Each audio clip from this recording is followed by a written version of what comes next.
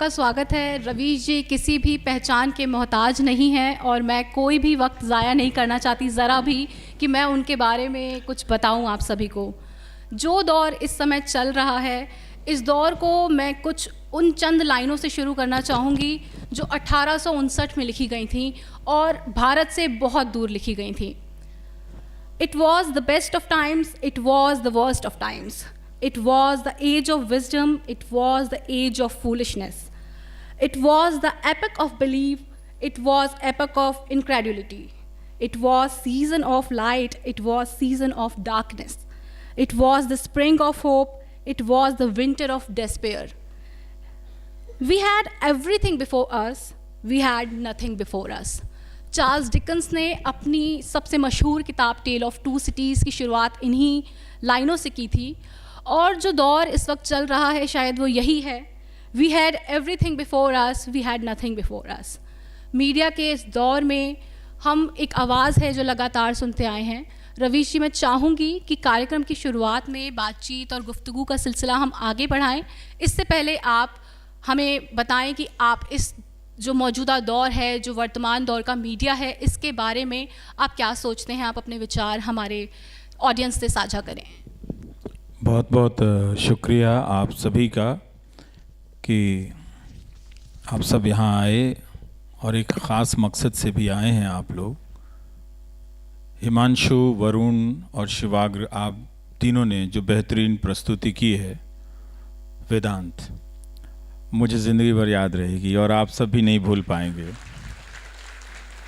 आपकी वजह से ये शाम संजीदा हुई, बेहद संजीदा हो गई और खुशनुमा भी हो गई। इस शाम की नीयत यही है, लगती है कि हम नफ़रतों के सैलाब को रोक देंगे।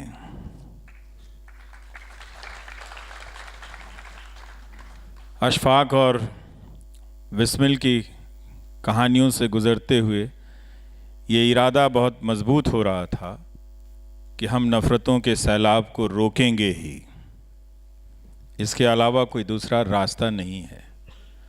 जो हिंदुस्तान का मीडिया इस वक्त है, उसे देखते हुए कोई भी ये अब समझ सकता है कि इसमें भाषा का कोई फ़र्क नहीं रहा। पहले की टेलीविज़न चैनल की दुनिया से आता हूँ, किसी भी चैनल को आप देखें, चाहे वो हिंदी का चैनल हो, चाहे वो अंग्रेज़ी का चैनल हो, तो भाषा का फ़र्क मिट गया है।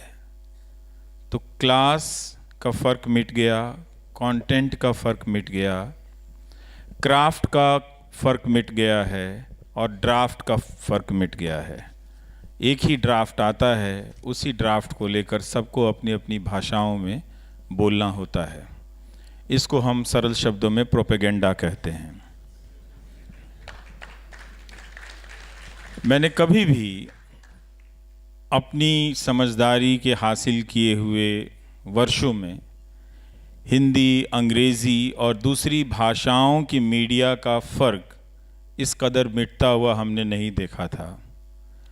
इन सब का ये अब सब बराबर हैं। ये और बात है कि इनका लीडर अंग्रेज़ी वाला है, ये और बात है कि उसका भी सुप्रीम लीडर हिंदी वाला है।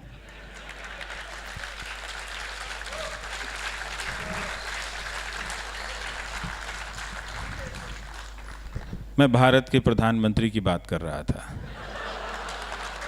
आप लोगों ने तालियां बजाई तो सोचा नाम बता दूं, कहीं ये धोखा ना हो जाए। तो ये एक चीज़ आई है आपको। तो मीडिया बहुत अब बदल गया है, उसका कंटेंट, फॉर्मेट सब एक जैसा है। झुकता पाकिस्तान, झुकाता हिंदुस्तान, कांपता पाकिस्तान, कपाता हिंदुस्तान।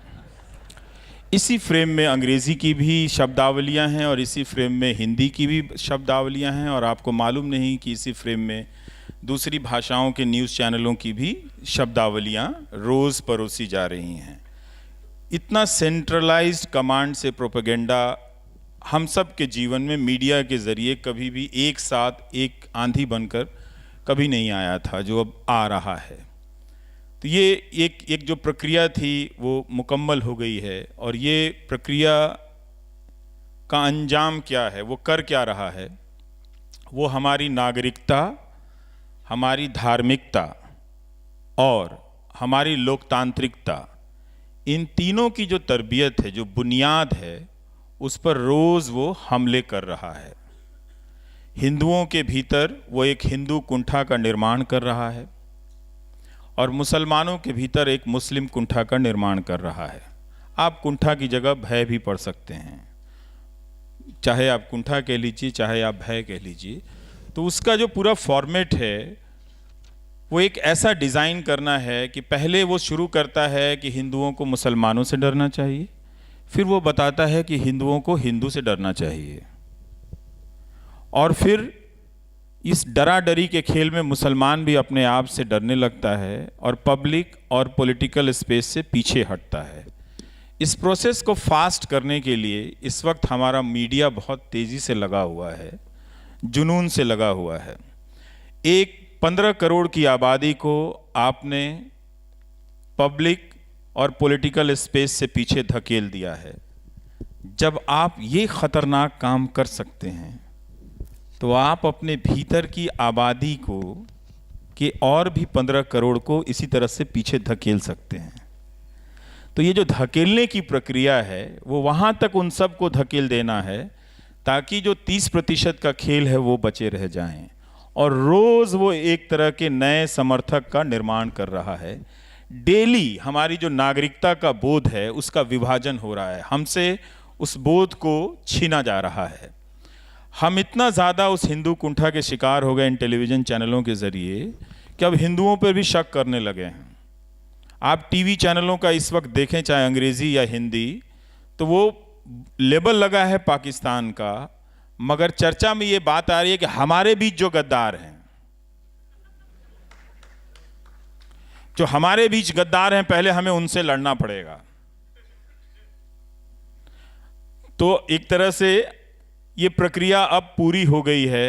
तो अगर आप भारत के लोकतंत्र को देखना चाहते हैं कि वो कैसा हो गया है, तो किसी भी रात कोई सा भी चैनल आप देख लीजिए। ये मजाक की बात नहीं है, ये मजाक की बात नहीं है। जिस आज़ादी की लड़ाई को आपने 100 साल तक लड़ा और एक भावनाओं की बुनियाद कायम की कि हम इस तरह का हिंदुस्तान बनाएंगे जहाँ कोई अशफाक और विस्मिल दोनों को कोई एक दूसरे से अलग नहीं कर सकेगा। हमारे न्यूज़ एंकर रोज़ शाम को किसी अशफाक को किसी विस्मिल से अलग कर रहे होते हैं और किसी विस्मिल को किसी अशफाक से अलग कर रहे होते हैं। और इनका जो नेता है, मीडिया और पॉलिटिक्स, इसका कभी भी विलय इतना कंप्लीट नहीं हुआ था। ये प्रोसेस अब पूरा हो गया है। आप न्यूज़ चैनलों को देखकर ये समझ सकते हैं कि शाम को बीजेपी का कोई प्रोग्राम चल रहा है, उनका कोई एजेंडा चल रहा है। इसमें किसी भी ज़्यादा दिमाग लगाने की ज़रूरत नहीं है। तो हमारे एंकरों ने वो मुमकिन करके दिखाया है, और इस टेलीविज़न ने, जो अंग्रेज़ चाहते हुए भी नहीं कर सके, जो बहुत से लोग चाहते हुए भी नहीं कर सके। हिंदुस्तान में बहुत सारे दंगे हुए, वो उन दंगों के असर में भी हम अलग नहीं हो सके, लेकिन अब वो अलग कर दिया है। तो ये जो हमारी जो नागरिकता का जो बोध है उस पे हमला है। हम सबको इस टीवी से लड़ना पड़ेगा। अगर इस टीवी से आप नहीं लड़ेंगे, लोगों को नहीं बताएंगे कि इस टीवी से लड़ना पड़ेगा, नहीं तो ये वो हिंदुस्तान का जो भी तसव्वुर था उसको ये बर्बाद कर चुका है ऑलरेडी। ये 19 के बाद बर्बाद नहीं करेगा, ये 2014 से 2019 के बीच बर्बाद कर चुका है।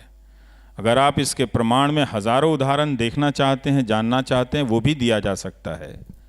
पर इतना क्यों मेहनत करना चाहते हैं? कोई एक न्यूज़ चैनल, एक एंकर को देख लीजिए, लगता है कि राष्ट्रवाद की सारी समझ उसी को दुनिया में आ गई है, अब वो खुदा हो गया है। वो इस तरह से बोल रहा है न्यूज़ एंकर। तो एक तरह से न्यूज़ एंकर ने इंफॉर्मेशन को हटा दिया है, उसकी जगह वो परसेप्शन को ले आया है, और जो दर्शक थे, जो आप हैं, उनको हटाकर जो पॉलिटिकल पार्टी के समर्थक हैं उनको दर्शक बना लिया है। उसकी पूरी कोशिश है कि आप दर्शक ना बने। दर्शक बनने की एक ही शर्त है कि आप सूचना मांगे कि फिल्म की शूटिंग के दौरान आपने कितने कपड़े बदले थे, मांगे कि शो के दौरान आप हर दिन की रैलियों के आपके डिजाइनर कपड़े इतने अच्छे क्यों रहे।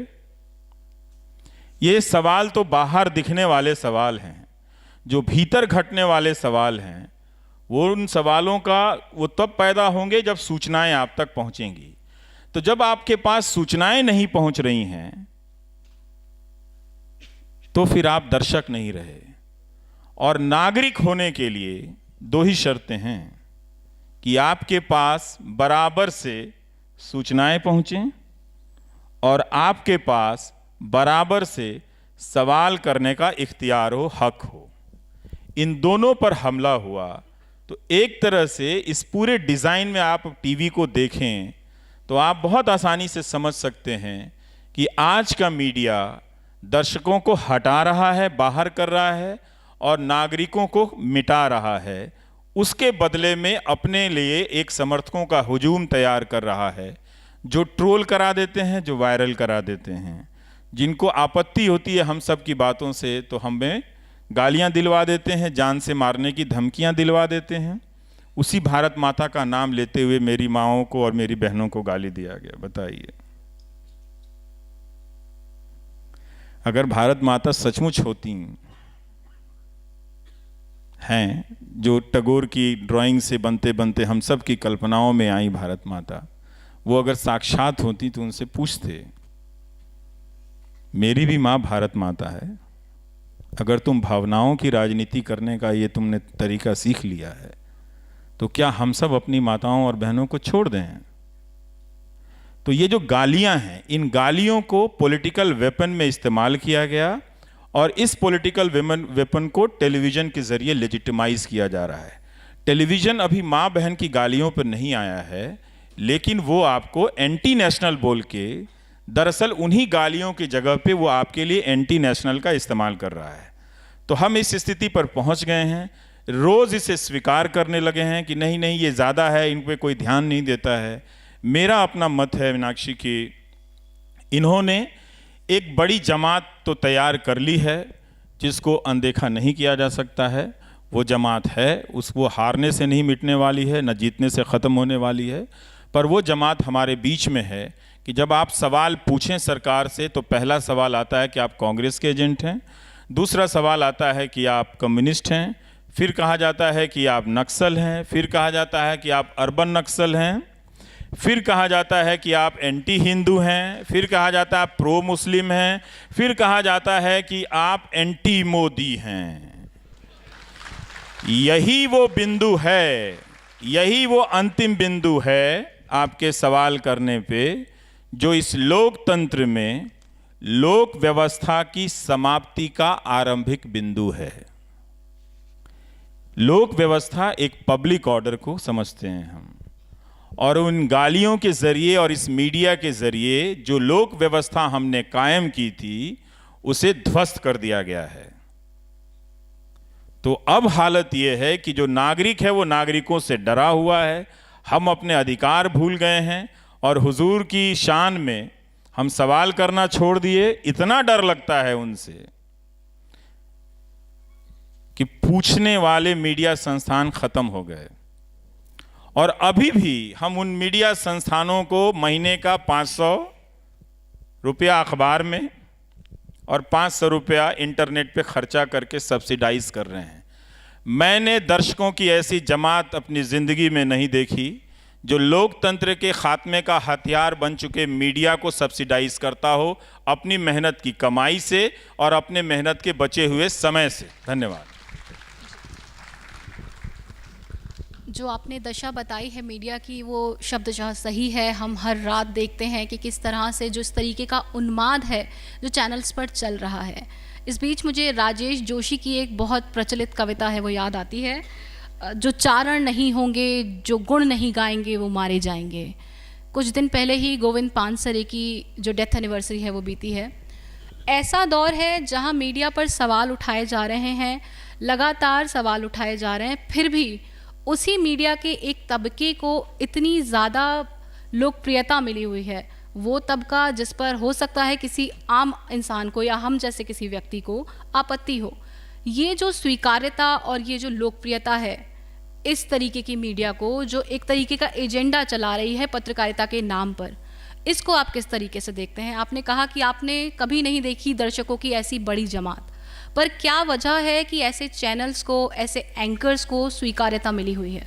उनके भीतर अभी भी ये विश्वास बना हुआ है कि वो पत्रकारिता देख रहे हैं, ये पत्रकार हैं तो ये अपना काम ठीक से कर रहे हैं।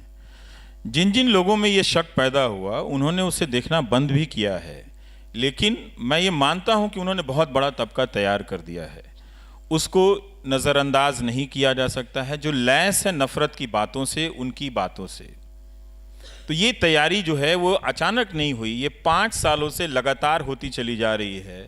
और हम लोग जो कोशिश भी कर रहे थे, हमारी कोशिश की अपनी एक सीमाएं हैं। इन्होंने जो किया है वो मुख्य धारा की मीडिया, अखबार, आप हिंदी के अखबारों को देखिए तो उसमें तो सवाल लगता है प्रश्नवाचक चिन्ह भी टाइप करना वहाँ से गायब हो गया उनके हेडलाइन से, ये हालत हो गई है। तो मैं इस तरह से, उसने हिंदी के अखबारों के जरिए करोड़ों पाठक अपने लिए ऐसे बनाए हैं जो सूचना विहीन हो गए हैं, इसीलिए वो भीड़ में बदल जाते हैं। जब आप सूचना पूछें तो कहेगा अरे ये तो हमको मालूम नहीं था, ये नई बात कह रहा है, ये कहाँ से लेके आए, ज़रूर ये नक्सल कांग्रेसी एजेंट से लेके अंत में एंटी मोदी वाला आदमी होगा तो ये सवाल कर रहा है। लेकिन ये अचानक नहीं हुआ है, ये एक पूरे डिज़ाइन के तहत हो रहा है। ये कोई एंकर की बदमाशी नहीं है, एक एंकर की बदमाशी नहीं है। ये अचानक नहीं हो रहा है कि किसी हिंदी न्यूज़ चैनल का एंकर खड़ा होकर कह रहा है भारत माता की जय के नारे लगवाएं, तो लगाइए, आप रोज़ शुरू कीजिए, किसने कहा, किसको रोका था। लेकिन हमारा काम जो है कि हमारा काम था इंफॉर्मेशन देना, सरकार से सवाल करना, नागरिक को कबीर बनाना हमारा काम था और संत रविदास बनाना हमारा काम था। हम नागरिक को भक्त बना रहे हैं। हिंदुस्तान के नागरिक कबीर होकर ही लोकतंत्र बचा सकते हैं और रविदास होकर ही लोकतंत्र को बचा सकते हैं। मतलब यही कहने का है कि आप में वो साहस होनी चाहिए, वो हिम्मत होनी चाहिए कि आप दैनिक स्तर पर रोजाना अपने धार्मिक कर्मकांडों को क्वेश्चन कर सकें और सरकार की हरकतों पर क्वेश्चन कर सकें।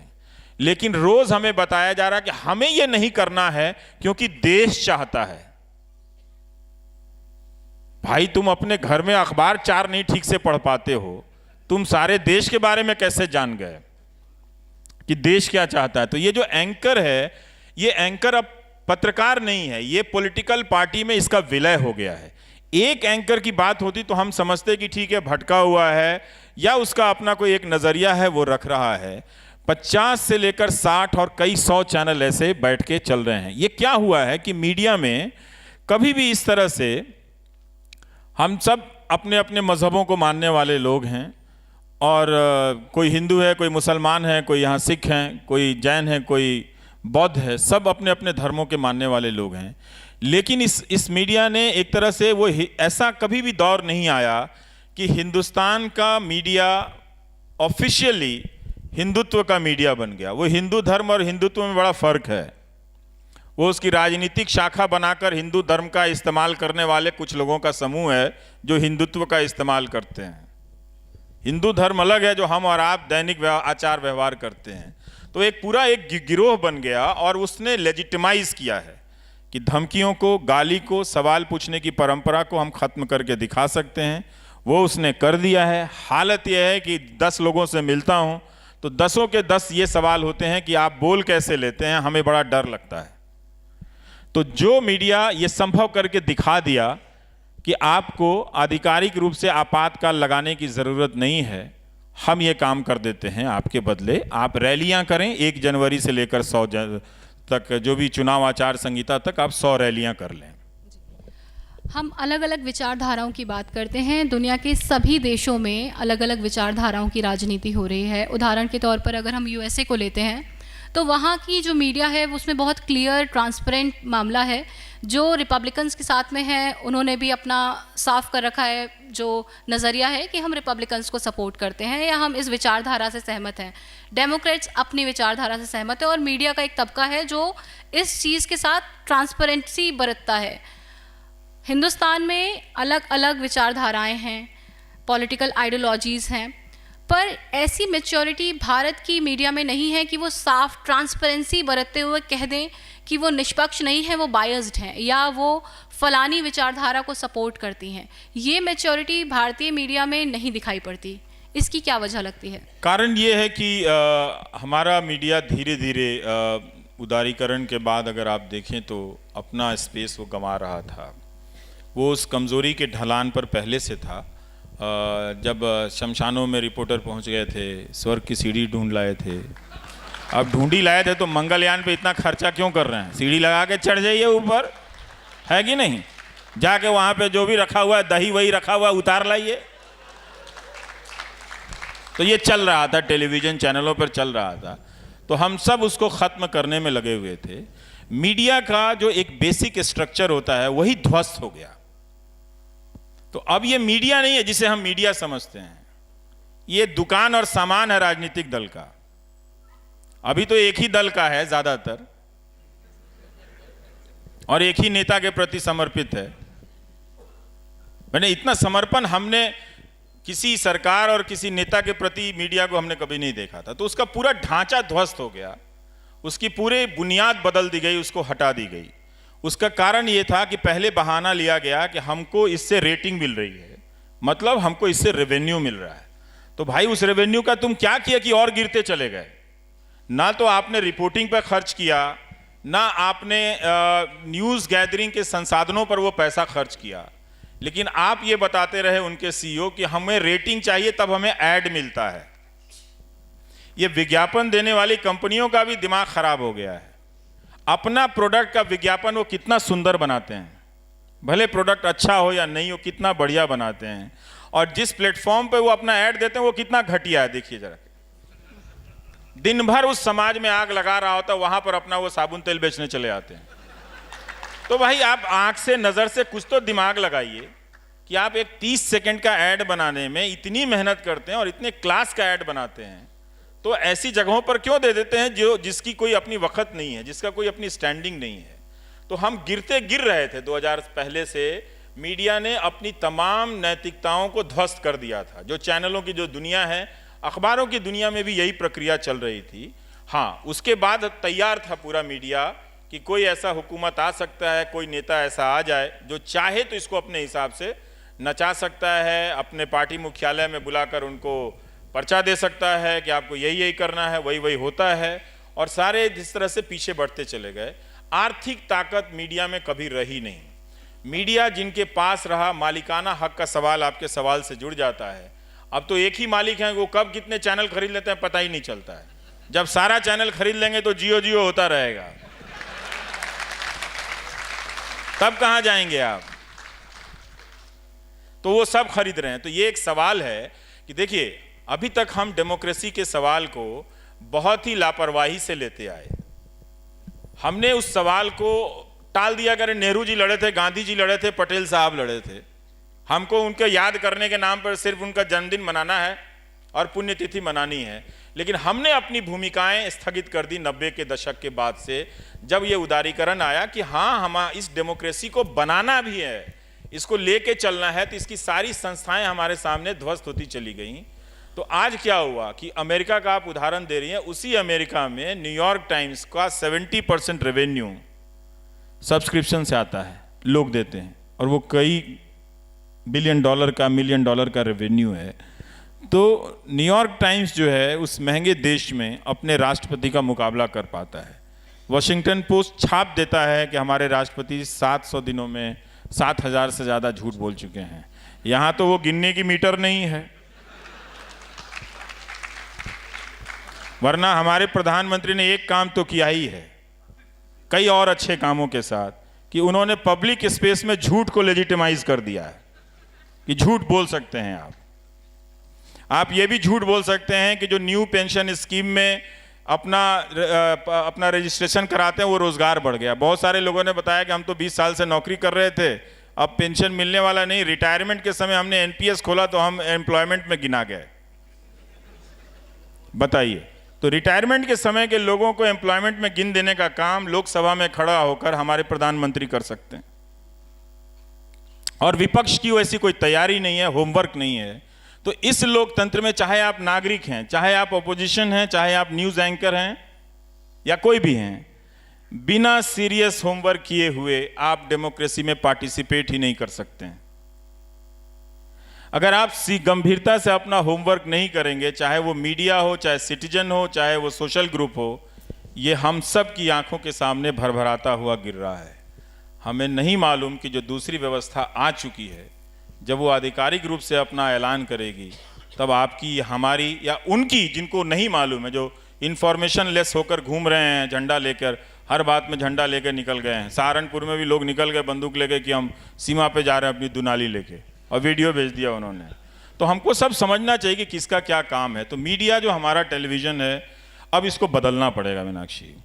लोगों को बताना पड़ेगा कि चुनाव का समय है। मैं अपील करता हूं कि 2 महीने में कम से कम आप टीवी देखना छोड़ दीजिए। 2 महीना छोड़ दीजिए, आप उठा के फेंक दीजिए टीवी को घर से बाहर। ना मोबाइल में देखिए, ना दीवार पर चिपका के देखिए। 2 महीना तो नहीं देख सकते ना, इतना तो कर सकते हैं।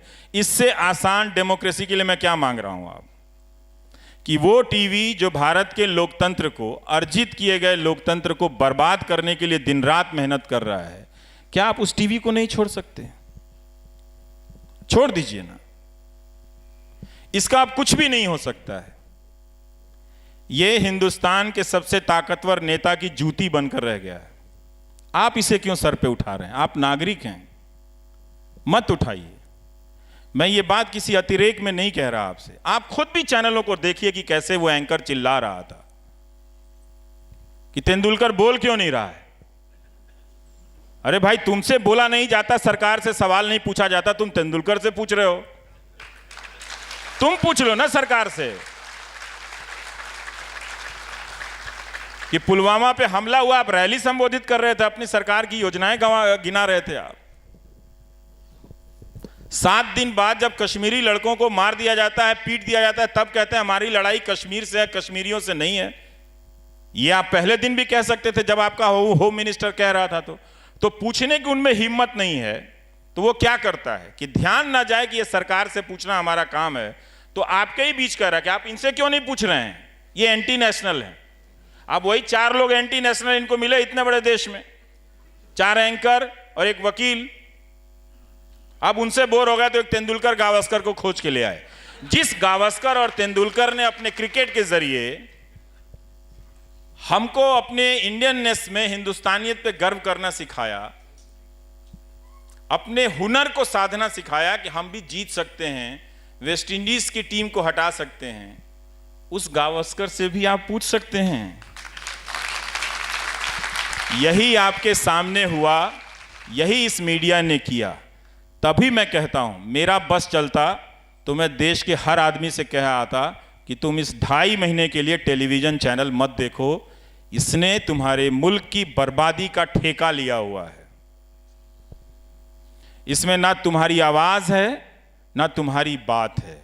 एक और बात मैं कहना चाहता हूं, भटक जाऊंगा, कि इस मीडिया ने क्या किया है कि पब्लिक को ही डिलेजिटिमाइज कर दिया है। डेमोक्रेसी में पब्लिक एक लेजिटिमेट यूनिट होती है।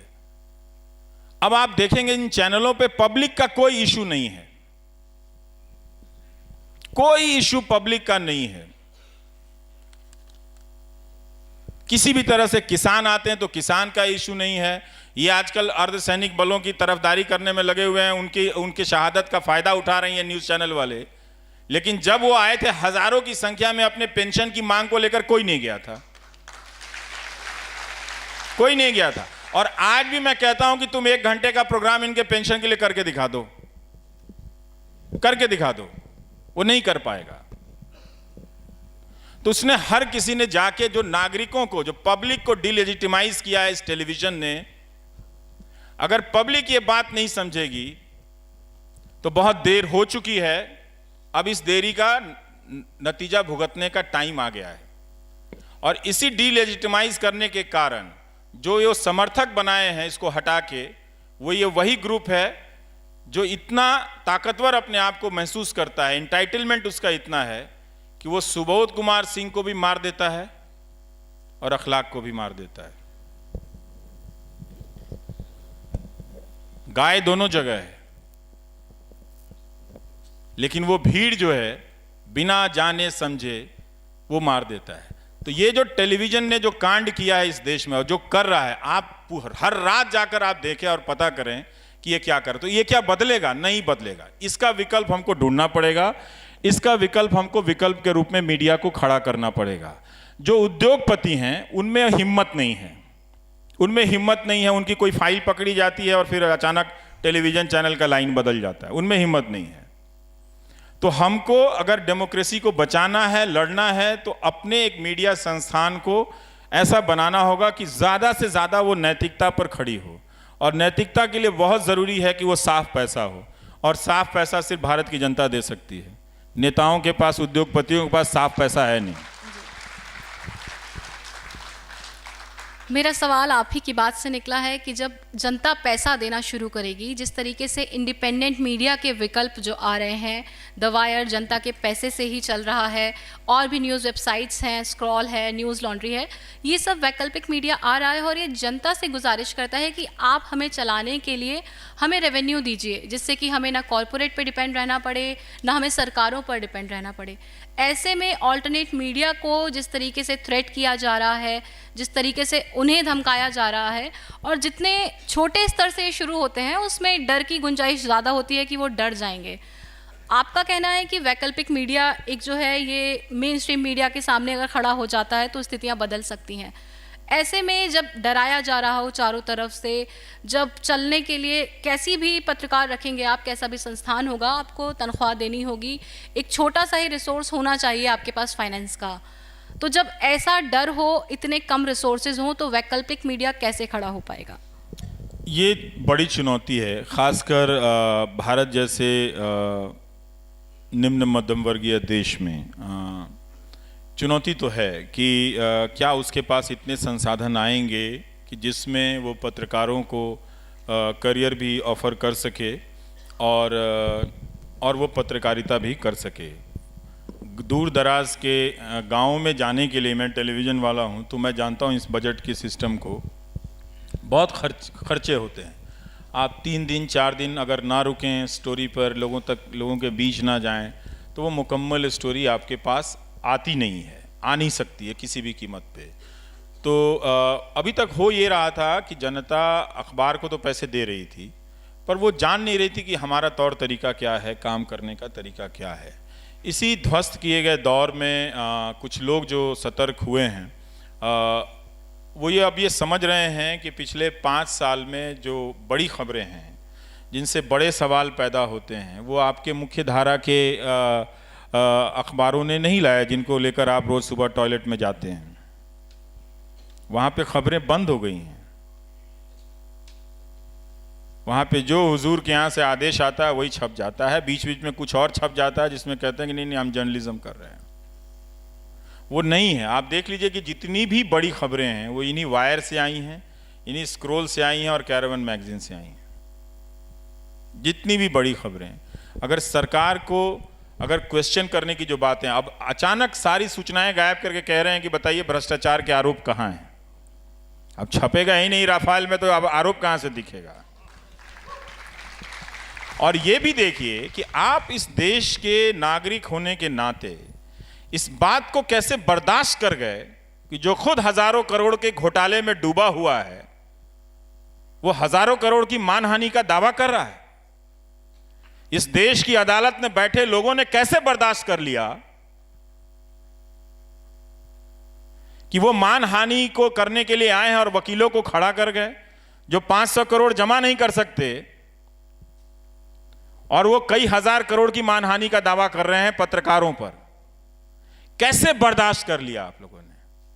क्योंकि आपने एक नेता के लिए सारे उसूलों को तोड़कर बर्दाश्त करना सीखा और अब आप किसी भी अरे गहरे उद्योगपतियों के लिए भी ये बर्दाश्त कर रहे हैं कि वो आपके लोकतांत्रिक मूल्यों पर आपके सामने हमला करके चला जाए और आप बर्दाश्त कर गए।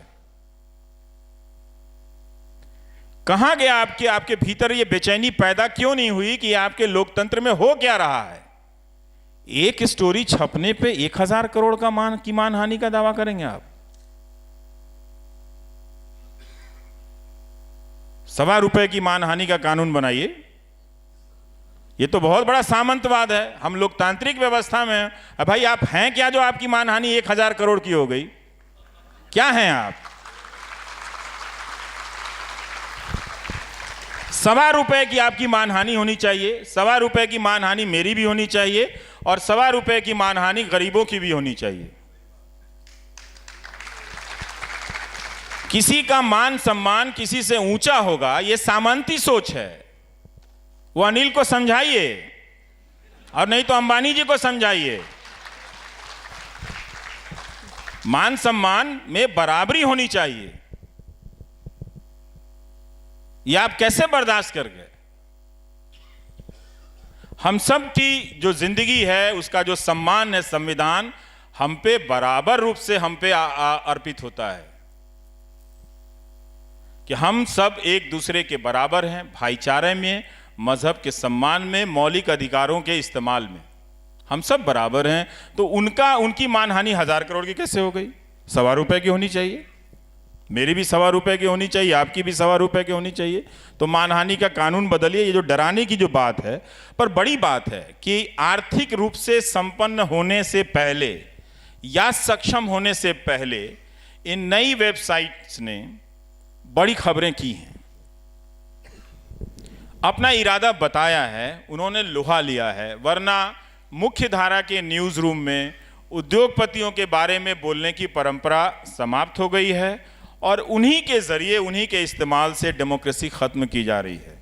डेमोक्रेसी कोई डिब्बा नहीं है कि कोई वहां से ले गया। डेमोक्रेसी के खत्म होने की बात का मतलब यह है कि आप जो उस कुर्सी पर बैठे हैं, आपके बोलने की आज़ादी चली जाएगी, आपके सोचने की आज़ादी चली जाएगी, आपके लिखने की आज़ादी चली जाएगी और आप एक गुलाम स्थिति में रहेंगे। तो जब इसी स्थिति में रहना था तो फिर 100 साल क्यों लड़े आप? नहीं लड़ते जब गुलामी ही स्वीकार थी। तो इस तरह से जो छोटे छोटे वेबसाइट पर जब हमला किया, मैं उम्मीद कर रहा था कि लोगों को खड़ा होना चाहिए था। और सबसे ज्यादा तो हमारे प्रधानमंत्री को खड़ा होना चाहिए था। इस डेमोक्रेटिक सेटअप के सबसे ज्यादा लाभार्थी कौन है? वही हैं इस वक्त, तो वही हैं। इस डेमोक्रेटिक सेटअप के सबसे बड़े बेनिफिशियरी कौन है? वही हैं। तो वो किस तरह का पब्लिक ऑर्डर बना रहे हैं, या जो पब्लिक ऑर्डर खराब हो रहा है उसके प्रति उनकी चुप्पी। चूंकि अब वही सब जगह हैं, हर तरह की योजनाओं में उन्हीं का फोटो है। मंत्री का तो मंत्री नजर नहीं आते हैं, वो तो ट्वीट करने में लगे रहते हैं। भारत का शिक्षा मंत्री शिक्षा पर जितना ट्वीट नहीं करते, उससे ज्यादा प्रधानमंत्री के ट्वीट को रीट्वीट करते हैं। प्रकाश जावड़ेकर। इतनी क्राइसिस है एजुकेशन में, लेकिन अच्छी बात यह कि हमेशा हंसते हुए दिखते हैं। 5 साल में आपने कभी उनका सीरियस प्रेस कॉन्फ्रेंस देखा, सुना आपने एजुकेशन पे? नहीं। कोई पूछने वाला है? देशभक्त चैनल कोई नहीं पूछेगा। तो सवाल को नहीं पूछने के लिए आप भारत माता की जय का इस्तेमाल करते हैं। देखिए, आप इतिहास को बदल रहे हैं। भारत माता की जय का इस्तेमाल हमने सवाल को पूछने के लिए किया था। अंग्रेजी हुकूमत से हमने सवाल पूछने के लिए भारत माता की जय बोला था। अब ये न्यूज़ चैनल आप सवाल ना पूछें, इसलिए वो आपके बीच में आके कहता बोलो भारत माता की जय। अरे भाई, हम बोलते ही हैं, तुम डराते क्यों हमको? तो ये एक मीडिया का जो एक पैटर्न है, बहुत सारी चीज़ें खराब हो रही हैं। इसके बीच जो चीज़ें बन रही हैं, मैं देखना चाहूँगा कि क्या जो मेन स्ट्रीम मीडिया का जो रीच आउट है, जो उसकी पहुंच है, उसको कोई मैच कर रहा है। कोई वायर मैच कर रहा है, या कोई स्क्रोल मैच कर रहा है, कोई न्यूज़ लॉन्ड्री मैच कर रहा है, कोई ध्रुव राठी मैच कर रहा है, बहुत सारे, कोई अभिसार शर्मा, कोई आरफा मैच कर रही हैं। अकेले लड़ना थोड़ा मुश्किल होता है, पर अच्छी बात है कि लड़ रही हैं। हमारी दोस्त आरफा, वो कुछ भी कहती है, उनकी बात गलत नहीं होती, उनका मजहब नजर आता है लोगों को। तो आप क्या खड़े हुए या लोग क्या खड़े हो रहे हैं कि आरफा खानम जब बोलेंगी तो उनकी बात गलत हो सकती है या सही होती है, हो सकती है, हम इस पे विचार करेंगे। क्या हम उनके मजहब को आगे करेंगे? ये बुज़दिल इंडिया है जो सवालों से भागता है और भागते हुए भारत माता की जय का इस्तेमाल करता है। ये बुज़दिल इंडिया है।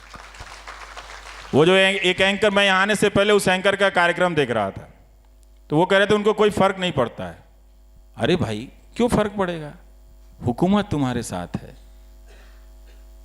तुम्हारे ऊपर कुछ होता है, धक्का मुक्की होती है तो अलीगढ़ मुस्लिम यूनिवर्सिटी के बच्चों पर देशद्रोह का मुकदमा हो जाता है, तुम्हें क्यों फर्क पड़ेगा? तुम क्यों कह रहे हो कि तुम्हें फर्क पड़ेगा? फर्क आरफा को पड़ना चाहिए, अभिसार को पड़ना चाहिए। ये क्यों इतने बड़े देश में 4 लोगों का बोलना इतनी बात अहम कैसे हो गई? इतना सा सोच लेंगे, आपको जवाब मिल जाएगा। फिर आप मुझसे ये नहीं कहेंगे कि मोदी जी ने एक तो अच्छा काम किया होगा, वही तारीफ कर देते आप। जब मैं गाली देने वालों से बहस करता हूं तो वो कहते हैं अक्सर मुझे, एक तो अच्छा काम किया होगा। इतने सारे अच्छे काम किए, बताया तो मैंने कि कितना सारा अच्छा काम किया। जी, आपने जिस तरीके से जिक्र किया शिक्षा मंत्री का, शिक्षा को लेकर आपने एक बहुत लंबी सीरीज़ की थी, शिक्षा को लेकर आपने बहुत सारा काम किया। उस सब के बाद आपको क्या हिंदुस्तान में जो शिक्षा प्रणाली है उसका क्या आकलन आप करते हैं? बहुत ही ख़राब। और जो इस वक्त जो एजुकेशन सिस्टम है वो जो पहली पीढ़ी के लोग जो आ रहे हैं, जो हम सबको देखकर आकांक्षाएं पाल रहे हैं कि हम ज़िंदगी में अच्छा करेंगे, उनको रोकने की एक कोशिश है। आप दिल्ली में ही आप देख लें तो कई हज़ार शिक्षक एडहॉक पढ़ा रहे हैं, है ना? और आप बाहर के कॉलेजों में चले जाएं, गांव कस्बों के कॉलेजों में या राजधानियों के कॉलेज में, जहां ठीक ठाक कभी कभार कॉलेज हुआ करते थे, वो पिछले 15-20 साल में बर्बाद कर दिए गए। 1 लाख से ज़्यादा शिक्षक नहीं हैं और कोई 10 लाख स्कूलों में शिक्षक नहीं हैं। और आपको पता है एक मज़ेदार बात, मैसाचुसेट्स इंस्टीट्यूट ऑफ टेक्नोलॉजी, उधर इंडिया कांग्रेस हो रहा था हार्वर्ड की तरह, तो हमारे शिक्षा मंत्री जा नहीं पाए क्योंकि चुनाव था। तो वो अपना स्पीच भेजते हैं, जैसे उन लोगों को मालूम नहीं है कि India is a 1 billion plus country. ये सब जो नहीं होता है कि इतने मिलियन, चुनाव आयोग का जो पर्चा होता है वो पढ़ देते हैं। उसके बाद वो एक चीज़ बताते हैं कि हम स्कूलों में बहुत अच्छा काम कर रहे हैं, आप लोग को नहीं पता होगा। और 6 to 12 के स्कूलों में वो 3D प्रिंटर दे रहे हैं। किस लिए भाई? जिस सरकारी स्कूल में मास्टर नहीं है, आप MIT के बच्चों को कह रहे हो रॉकेट दे रहे हो क्या? 3D printer. नहीं समझ में आती ये बात कि ये बात गलत है। रोबोटिक्स की पढ़ाई हो रही है 6 to 12 में। आपने कोई प्रोजेक्ट लॉन्च किया होगा 200-300 स्कूलों में। आप कह रहे हैं कि हम 6ठी से लेकर 12वीं तक में रोबोटिक्स की पढ़ाई करा रहे हैं और 3D प्रिंटर दे रहे हैं। गजब हाल है भाई साहब। जैसे अब वही गनीमत था कि मैंने कहा कि अगला लाइन ये ना कह दें कि 3D प्रिंटर का आविष्कार हमारे यहां पहले ही हो गया था। वो नहीं कहा तो मुझे लगा कि हाँ ये शिक्षा मंत्री हैं। जब दावा उन्होंने नहीं किया कि 3D प्रिंटर का आविष्कार हमने प्लास्टिक सर्जरी से पहले किया था, तब लगा कि हाँ वो शिक्षा मंत्री हैं। बहुत ही बुरा हाल है। अब मुझे दुख होता है कि इसका सबसे बड़ा सफरर कौन है? स्टूडेंट्स हैं। और स्टूडेंट्स ही, छात्र ही इस शिक्षा व्यवस्था में गिरावट को या इसके राजनीतिक कारणों को नहीं पहचान पाते हैं और वो इस तरह से इस बर्बादी की कंटिन्यूटी को बनाए रखें। मैं खुद जानता हूं कि बिहार में ऐसे लाखों छात्र, मैं हैरान हूं कि वो फंस गए हैं। उनका BA का इम्तहान 3 साल की जगह 5 साल में पूरा नहीं हुआ और बहुत सारे अनअफिलिएटेड कॉलेजेस हैं जिसमें एडमिशन लेने के कारण कुछ कानूनी अड़चनें आ गई, तो कोई 10,000 20,000 बच्चे बर्बाद हो गए। उनका रिजल्ट नहीं निकला और इस 27 तारीख तक अगर नहीं निकला तो वो रेलवे की परीक्षा का फॉर्म नहीं भर पाएंगे। तो सोचिए उनके सामने से क्या छूट रहा है।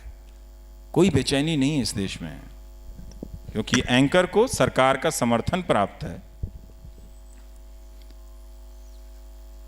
और वो 4 लोगों को बुलाकर हिंदुस्तान के लोगों में नेशनल और एंटी नेशनल का खांचा बनाने में व्यस्त है। ये आपका मीडिया है। तो हमने ना तो जनता ने शिक्षा के सवाल को प्राथमिकता पे रखा, ना पत्रकारों ने रखा, ना नेताओं ने रखा, और इसकी कीमत हम सब बहुत ज़्यादा चुका रहे हैं। जगह जगह में हम एक पैरेलल समानांतर व्यवस्था में अपनी मेहनत की कमाई दे रहे हैं। किसी बच्चे को कोई चैन नहीं है। जो इटावा में है, जो मैनपुरी में है, जो धनबाद में है, जो मोतिहारी मुजफ्फरपुर में है, वो सब बहुत तकलीफ़ से गुजर रहे हैं। ये सिर्फ कहने की बात नहीं है, पर इस शिक्षा पे सीरीज़ करते हुए मैंने देखा, और मैं इस बात को अभी भी समझना चाहता हूँ कि इतनी बर्बादी के बाद भी उनके भीतर ये हिंदू कुंठा जो चैनलों और राजनीति ने बिठाई है, वो क्यों और कैसे इतनी मजबूत है। मेरा अपना शक है कि आज भी उनसे कहा जाए कि तुम अपनी बर्बादी को रहने दो, इस हिंदू कुंठा को चुन लो, तो शायद वो चुन सकते हैं।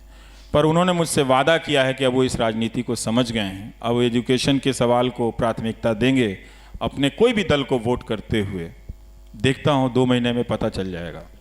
आपने बताया स्कूलों में मास्टर नहीं है, यूनिवर्सिटीज़ में एडहॉक टीचर्स हैं, पर पुलिस की मौजूदगी हर कैंपस में है। हाँ, तो इस देश में राय दी गई कि तोप लगा दो यूनिवर्सिटी में और तिरंगा लगा दो तो देशभक्ति आ जाएगी। अब भाई तिरंगा आप अपने यहाँ लगा के तब भी तो आप इतना रिश्वतबाजी के इतने सारे मामले आ जाते हैं। चुनाव आयुक्त कह गए, जो रिटायर होकर गए, कि काला धन खत्म नहीं हुआ। सारा काला धन का कारोबार यही लोग कर रहे हैं। नहीं तो इनकी रैलियों में बरसाती नहीं होता, इनकी रैलियों में। और कितनी महंगी रैलियां हो रही हैं, कभी जाकर आप देखिए तो उन मंचों की सजावट देखिए।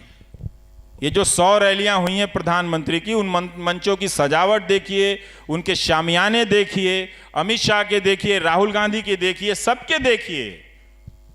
आपको पता चलेगा कि तिरंगा झंडा लगाने की सबसे ज्यादा जरूरत इनकी रैलियों के मंचों पर है, यूनिवर्सिटी में नहीं। यूनिवर्सिटी में मास्टर लगा दीजिए। एक से एक खराब वाइस चांसलर इस दौर में नियुक्त किए गए, एक से एक। बीएचयू का एक प्रोफेसर है, मेरा ही फोन नंबर डाल के ट्रोल कर रहा है। बताइए। मेरा अगला सवाल यही है कि जिस तरीके से ट्रोलिंग, थ्रेटनिंग, धमकियों को इंस्टीट्यूशनलाइज कर दिया गया है, जिस तरीके से इसको एक लेजिटिमेसी मिल गई है कि हाँ, अगर कोई मनमाफिक बात नहीं कह रहा तो उसे धमका दीजिए, उसकी माँ बहन को गाली दे दीजिए, उसका नंबर सार्वजनिक कर दीजिए और कहिए कि इसको गाली दे।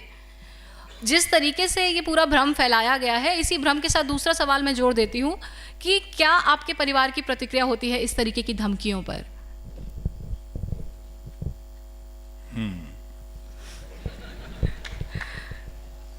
क्या इसी को जवाब समझा जाए?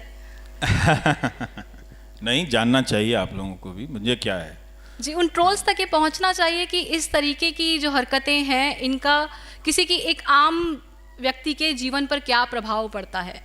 आप केवल एक पत्रकार नहीं हैं, या वो व्यक्ति नहीं है, वो दानव नहीं है जिसके रूप में आपको प्रचारित किया जाता है। एक आम परिवार की तरह आपके भी परिवार में लोग हैं जो आपकी फिक्र करते हैं।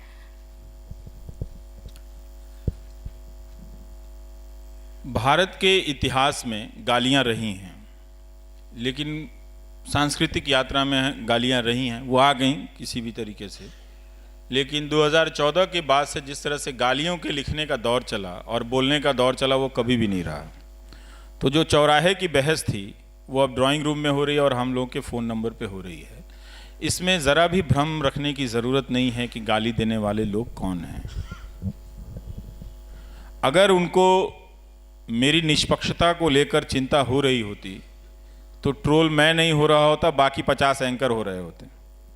तो उनको मेरी निष्पक्षता की चिंता नहीं है। उनको चिंता यह है कि जब हमने सबको खत्म कर दिया तो ये कैसे बचा रह गया है। तो वो हताश हैं। मेरे बचे होने के को लेकर या मेरे जैसों के बचे होने को लेकर वो हताश हैं।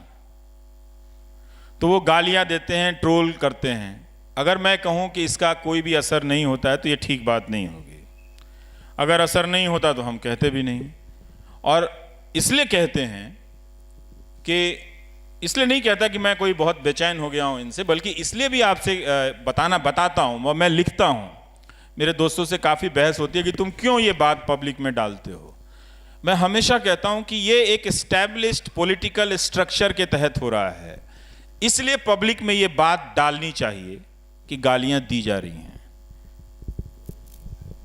बहुत ही वो मारने काटने की गालियां, तर्क वो करना नहीं चाहते हैं।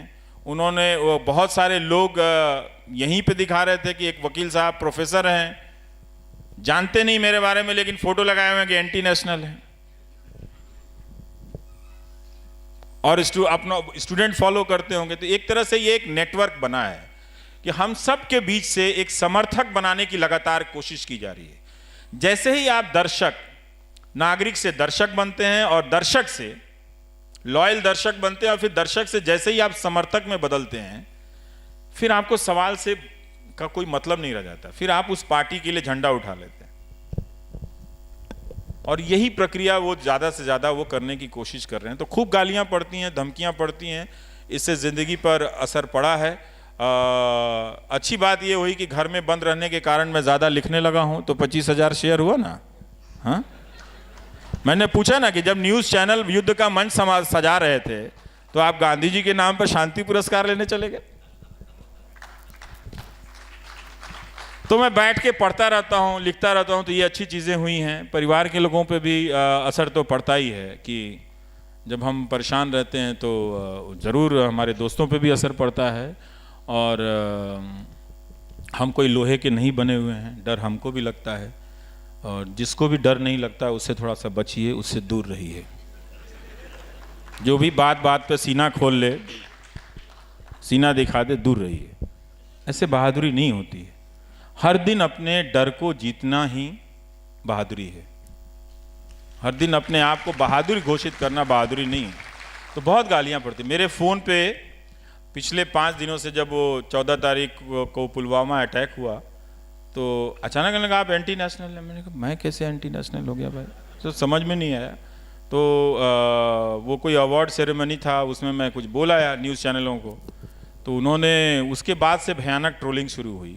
और मेरे फ़ोन पे एक फ़ोन नहीं, 2 फ़ोन नहीं, 3 फ़ोन नहीं, मतलब 5 दिनों तक लगातार मैं एक शब्द टाइप नहीं कर पाता था अपने फ़ोन पे, इतने फ़ोन आते थे लगातार। तो उनको देखना ही एक तरह से हदस जाना है कि आंखों में चुभता है कि इतना फ़ोन कौन कर रहा है, कौन कर सकता है, किसको मुझसे इतनी दिक्कत हो गई है।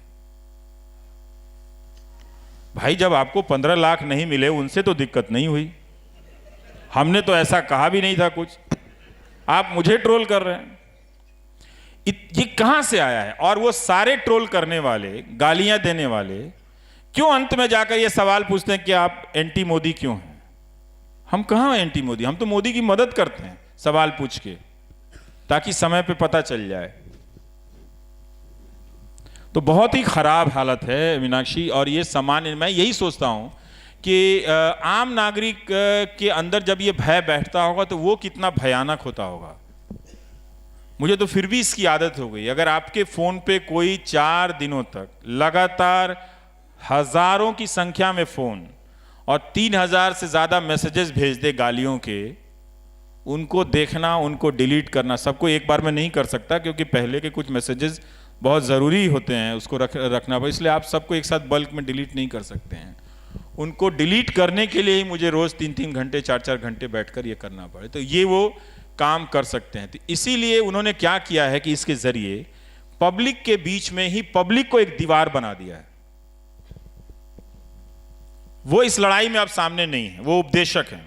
7 दिन तक लड़ाई हो जाए, फिर वो कह सकते हैं कि हमारी लड़ाई कश्मीर को लेकर है, कश्मीरी लोगों से नहीं है। वो कह सकते हैं, क्योंकि उनको बहुत सारी रैलियां करनी होती, तो कुछ ना कुछ कहना है तो कहीं ना कहीं कुछ कह देते हैं वो। तो ये एक व्यवस्था बनी है जिसको उन्होंने लेजिटिमाइज किया, या उनकी पार्टी की पॉलिटिक्स ने लेजिटिमाइज किया है। ये अब 5 साल के बाद अगर आप नहीं देख पाएंगे तो कब देख पाएंगे?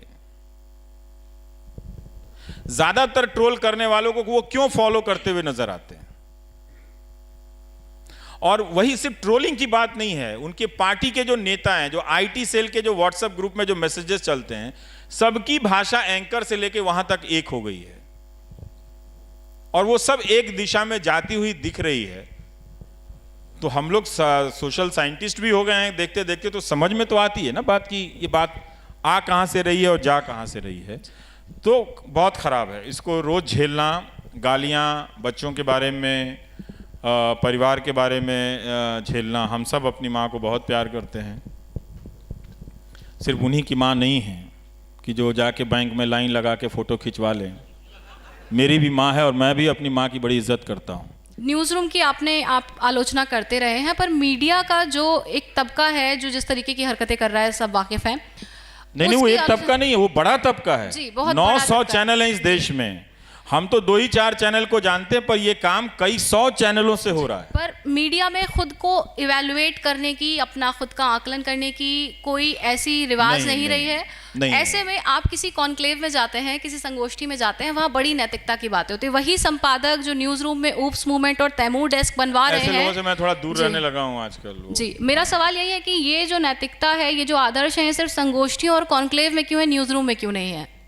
नहीं रहेगा, क्योंकि यही तो, अगर वो उन्हें पता है कि वो न्यूज़ रूम में कुछ बातें कहनी है, सबके पास एक भीड़ है ना, तो उनके भी कार्ड बढ़ जाते हैं, लोग आ जाते हैं, तो वो सोचते हैं वो जो बोल रहे हैं वो सत्य बोल रहे हैं।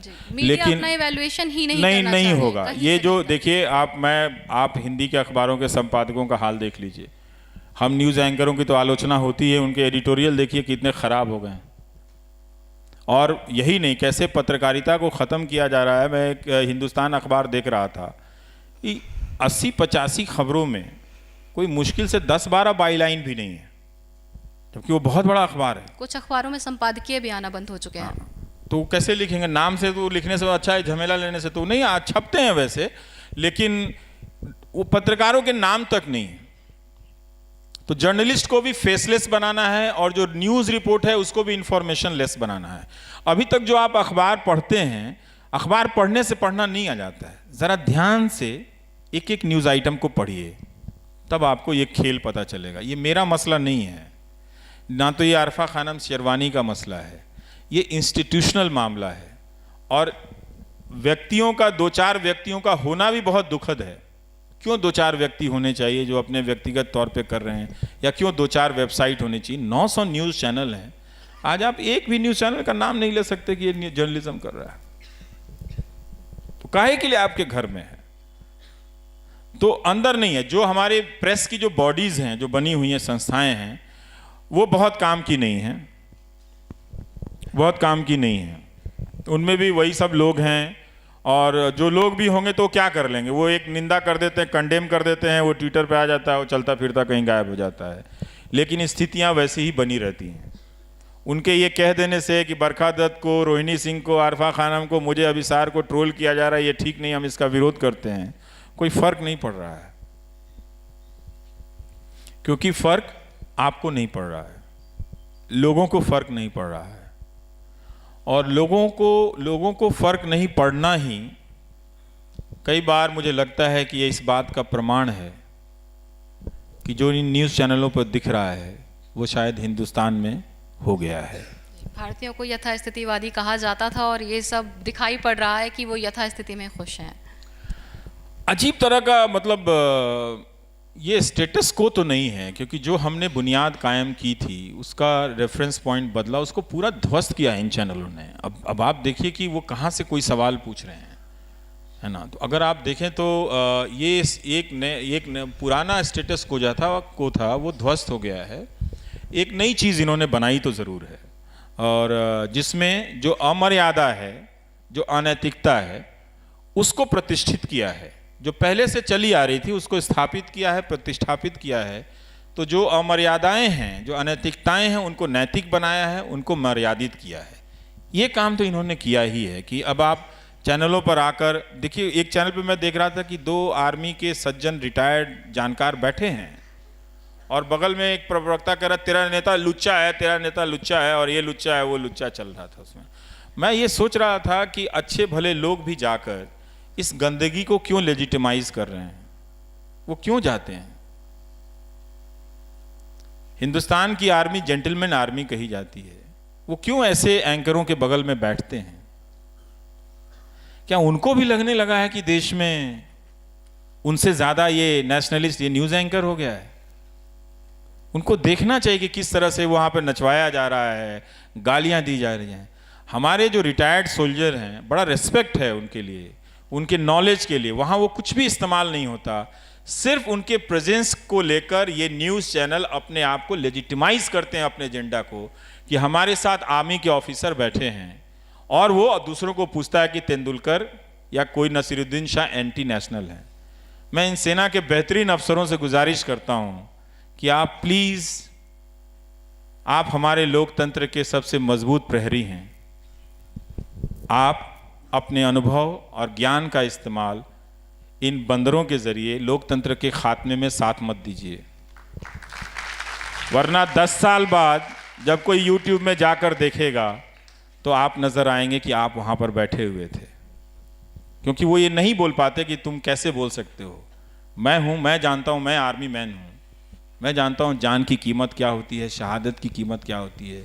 जब गोली चलती है तो हमारे घरों के भीतर कितनी गोलियां चलती हैं। तो हमारे जेंटलमैन आर्मी के जो जितने भी रिटायर्ड अफसरान हैं, उनको ये बात समझना चाहिए कि एंकर उनकी मौजूदगी का इस्तेमाल कर रहे हैं। प्लीज़ वो ऐसा ना होने दें। उनका नॉलेज बहुत कीमती है, बहुत ज़रूरी है कि डिफेंस के स्ट्रेटजी को हम पब्लिक के तौर पर समझने के लिए, उनके अनुभवों को जानने के लिए, वो हमारे लिए बहुत ही ज़रूरी लोग हैं।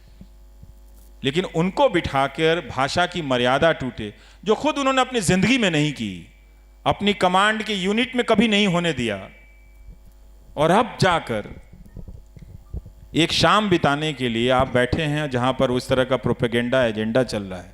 आपने जिस सेना को लीड किया उसमें कभी भी आपके दिमाग में ये बात नहीं आई, ना आने दिया आपने कि हम हिंदू मुसलमान अलग हैं, और इन चैनलों पर सारा एजेंडा चल रहा है और आप बैठे हुए नजर आ रहे हैं। मत आइए। अगर सेना से रिटायर हो गए हैं तो इन न्यूज़ चैनलों से भी रिटायर हो जाइए, छोड़ दीजिए इनको छोड़िए आप। हमारे पास यही एक लोकतांत्रिक तरीका बचा है कि आप इनको छोड़ दीजिए, वरना ये हम सबको छोड़ने लायक नहीं छोड़ेंगे ये लोग। हम सब इसी सड़क पे कहीं घेर के मार देगा, कोई आपको मार देगा, कोई सुबोध सिंह को मार देगा, कोई अखलाक को मार देगा। मरेंगे वो सब जो चुप हैं।